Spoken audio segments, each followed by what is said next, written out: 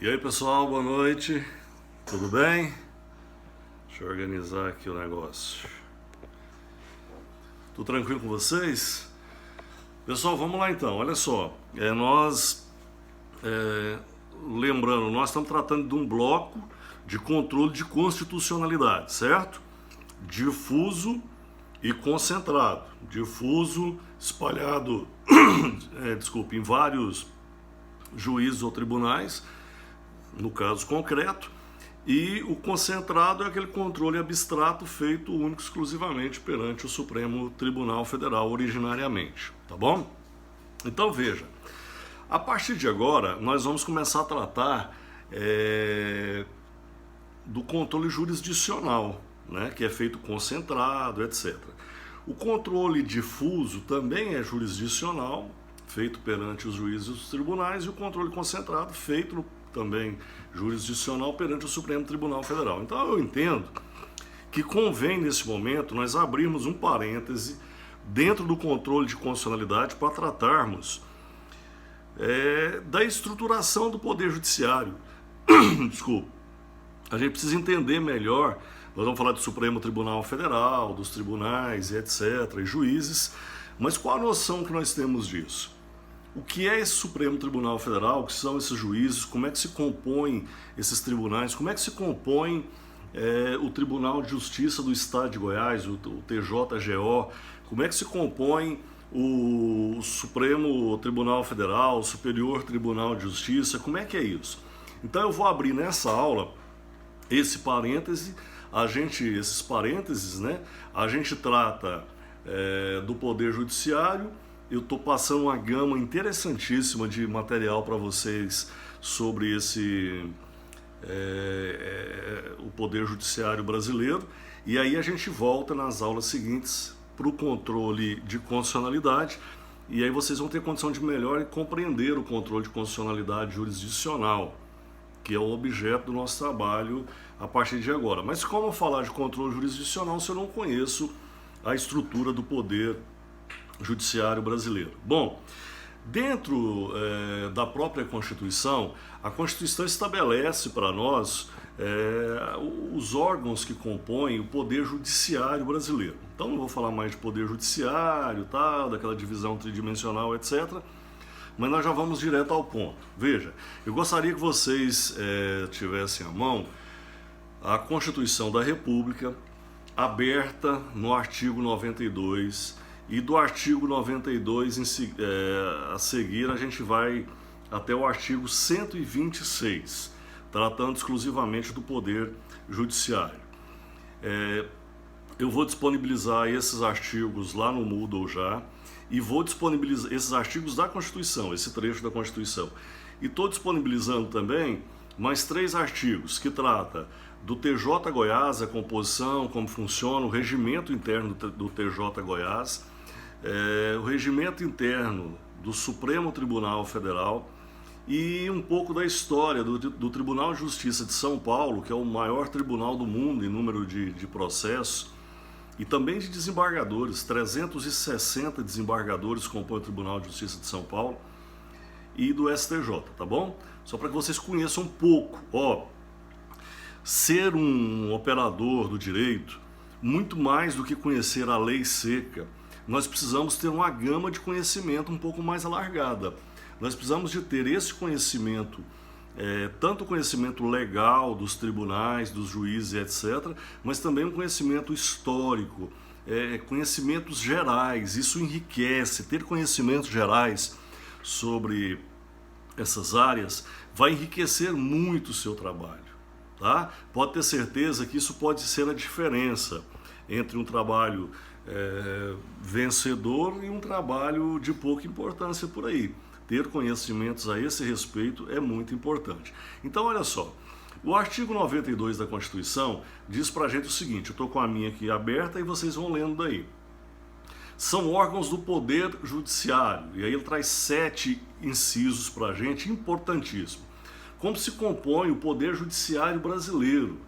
Artigo 92. Supremo Tribunal Federal, o Conselho Nacional de Justiça, o Superior Tribunal de Justiça, o Tribunal Superior do Trabalho, os tribunais regionais federais e os juízes federais, os tribunais e juízes do trabalho, os tribunais e juízes eleitorais, a Justiça Eleitoral, os tribunais e juízes militares, os tribunais e juízes dos estados, do Distrito Federal e dos territórios, que é a Justiça Comum que você encontra aí na comarca. Na maioria dos municípios pequenos nós só temos a Justiça Comum estadual, né? Em Uruaçu hoje, que é o polo da nossa região, aí nós já temos a Justiça Federal, a Justiça do Trabalho e quase todo município também a gente tem os TREs, né? Que diminuiu um pouco, centralizou um pouco, mas a região norte aí, onde nós atuamos aqui de Goianésia para cima, nós temos uma zona eleitoral em Goianésia que compreende Goianésia, Barro Alto, Vila Propício e Santa Rita, e temos aqui em Uruaçu a 50ª, né, que compreende Uruaçu, Campo Norte, eu acredito que São Luís, etc. E Niquelândia tem a sua própria. Bom, então interessante aqui para nós é sabermos que nós temos aqui pelo menos 7 incisos dentro do artigo 92 que trata da composição do Poder Judiciário brasileiro, tá bom? Isso é importante saber, porque depois nós vamos precisar ter uma noção disso para tratar do controle jurisdicional, beleza?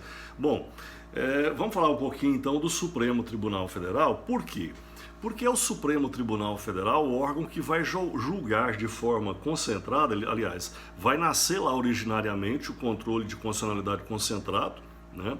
Ele vai julgar a ADI, a DC, a DPF, e nós precisamos entender um pouco o que é esse Supremo Tribunal Federal. Aí eu convido vocês a irmos lá no artigo 101 da Constituição, vamos lá, que aí fala da composição do Supremo. Olha só. O Supremo Tribunal Federal compõe-se de 11 ministros, isso é importante, costuma cair nas provinhas por aí, saber essa composição.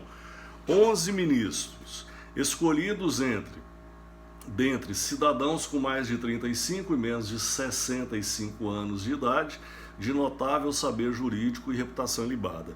Então nós já sabemos aqui que o nosso Supremo Tribunal Federal ele tem 11 ministros, né? É como ele se compõe. Esse número vem da própria Constituição da República.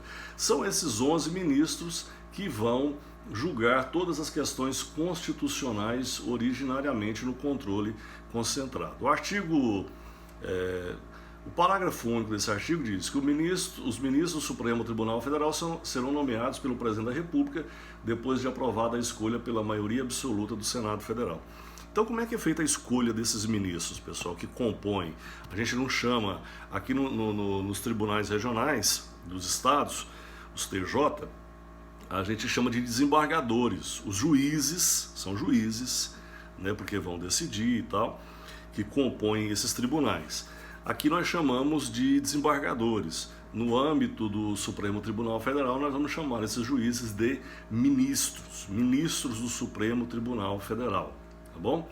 Os ministros serão nomeados pelo Presidente da República, porém, a aprovação é feita pelo Poder Legislativo. Então, escolhido um nome, ele será dentre brasileiros de notável saber, reputação ilibada e etc. Depois vocês vão ver que tem um conjunto de regras, eu não vou falar aqui, vocês vão ler, mas pode ser uma indicação entre advogados, entre membros da magistratura, do Ministério Público e etc. Escolhido esse nome, ele será sabatinado pelo Poder Legislativo Nacional, especificamente pelo Senado da República, e tendo a aprovação da maioria absoluta do Senado Federal, o Presidente da República irá nomeá-lo. Recentemente, nós tivemos, talvez vocês se lembrem, a nomeação para ocupar o posto de ministro do Supremo do Alexandre de Moraes, que é escritor, constitucionalista, né? Inúmeras obras importantes, estudei muito com o material do Alexandre de Moraes durante o meu curso da faculdade.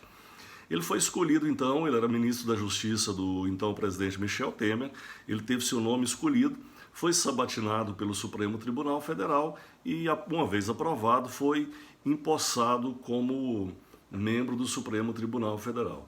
Então, agora, eu acho que em novembro, Celso de Mello, que é o mais velho, é o decano do Supremo Tribunal Federal, deve se aposentar compulsoriamente, porque chegará aos 75 anos de idade.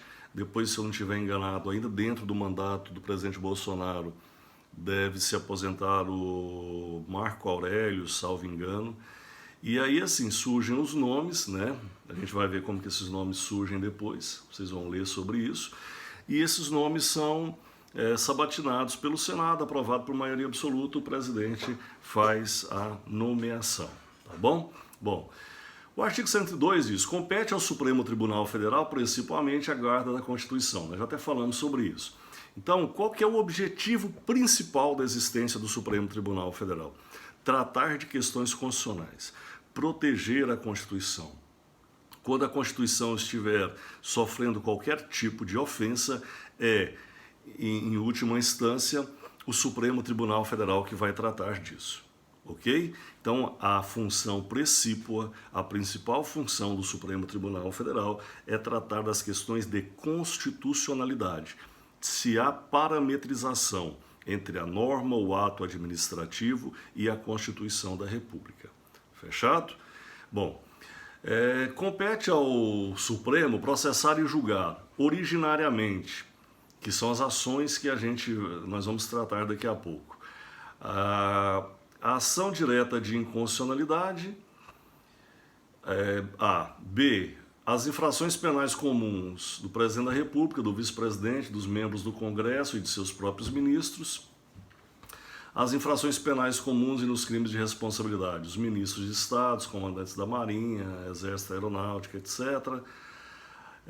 E aí tem uma série de matérias e de funções que caberá ao Supremo Tribunal Federal tratar disso, mas sempre com relação à Constituição, tendo como parâmetro a Constituição da República. Eu peço a vocês que leiam isso depois com carinho para a gente saber. Então nós sabemos, o órgão máximo que vai tratar do controle de constitucionalidade é o Supremo Tribunal Federal, composto por 11 ministros, escolhidos entre brasileiros até de 35 a 65 anos, de notável saber jurídico, de moral ilibada, né? Escolhidos, apresentados pelo presidente ao Senado, aprovado por maioria absoluta, será pelo presidente nomeado. O Supremo Tribunal Federal, ele divide-se ainda em duas turmas, né? A primeira e a segunda turma, cada turma dessa com 5 membros. Nós vamos ver depois a importância dessas turmas no julgamento. Há questões que podem ser julgadas monocraticamente, ou seja, por um único juiz ou um único ministro. Há questões que serão julgadas pelas turmas e há questões que, pelo princípio da reserva de plenário, deverá ser julgada exclusivamente pelo plenário, ou seja, pelos 11. Ok? Pela composição total, pelos membros, pela totalidade. No controle de constitucionalidade, por exemplo, para tirar uma lei de circulação, nós precisamos utilizar essa reserva de plenário, em que fica então vetada a decisão monocrática ou a decisão exclusiva de turma, tá bom? As turmas são órgãos de composições menores para dar agilidade dentro do Supremo. Então nós temos 2 turmas, não é toda questão que vai demandar a análise dos 11 ministros. Tem questões que eles vão decidir liminarmente, por exemplo, monocraticamente. Nós vemos isso cotidianamente. Agora, por exemplo, quando o presidente tentou nomear o Ramagem para a Polícia Federal, para a chefia da Polícia Federal, teve uma decisão liminar do ministro que eu acabei de falar. Qual que é o ministro que eu acabei de falar? Alexandre de Moraes, né? Depois dessa decisão, havendo recurso e ela continuando, ela vai chegar ao plenário. E há decisões que são tomadas por essas turmas, que é o conjunto de 5 ministros, né? É feita a eleição para a composição dessas turmas aí, tá bom? Bom, abaixo do Supremo Tribunal Federal, nós temos lá no artigo 104, vai lá comigo, no artigo 104 da Constituição, o Superior Tribunal de Justiça, o STJ. Veja, nós temos no topo o Supremo Tribunal Federal, que vai tratar das questões de constitucionalidade, da parametrização entre as normas e atos administrativos com a Constituição. Abaixo nós temos os tribunais das demais justiças especializadas e no cume desses tribunais, dessa hierarquia, o Superior Tribunal de Justiça. Então nunca confundir STJ com STF. STF é a nossa Corte Constitucional e o STJ vai tratar das questões infraconstitucionais, das leis, das normas, dos atos administrativos e etc. Professor, o STJ será foro para tratar de alguma questão do controle de constitucionalidade? Apenas no controle difuso. Quando uma ação do controle difuso começa